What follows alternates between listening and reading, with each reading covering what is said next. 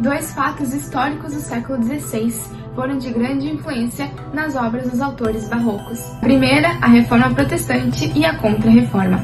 Essa última ela ocorreu como uma reação diante da perda de fiéis por conta do protestantismo, luteranismo e calvinismo. Assim, a influência religiosa foi marcante na formação dos autores barrocos.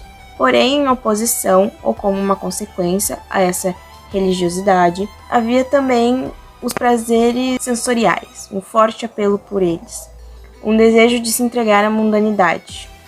Essa época foi muito marcada pela oposição e pelo conflito. Barroco é o nome de um estilo de época que surgiu lá no final do século XVI na Itália. Ele é caracterizado por uma forte influência religiosa devido ao contexto histórico que foi marcado pela Reforma Protestante e pela Contra-Reforma.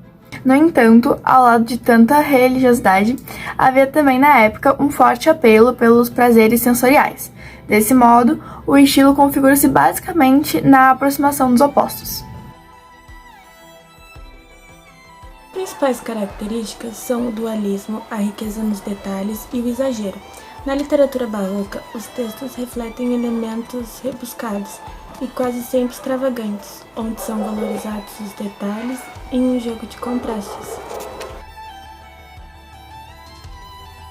O barroco ele teve a sua origem controvertida. Ele acabou nascendo na Itália, mas as suas raízes são espanholas, entre pintores e poetas do século XVII. A literatura barroca surgiu em Portugal num período que foi marcado por muitas tensões e mudanças. Autores portugueses. Tem o Padre Antônio Vieira, que escreveu famosos sermões, como o Sermão da Sexagésima, e o Padre Manuel Bernardes, que produziu diversas obras de espiritualidade cristã, sendo a sua principal a obra Nova Floresta.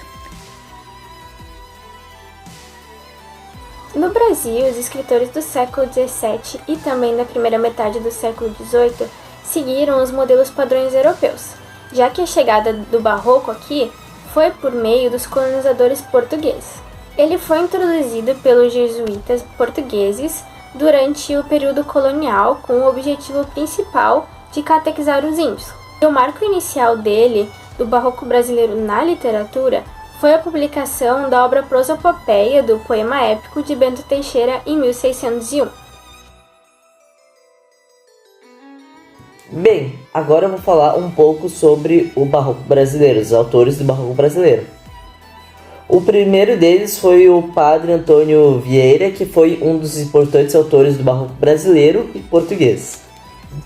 Bem, o segundo autor foi o Gregório de Matos, que ficou conhecido como o autor da obra Boca do Inferno. E o último autor foi o Bento Teixeira, que ficou conhecido com sua obra Prosopopeia, que marcou o início do Barroco no Brasil.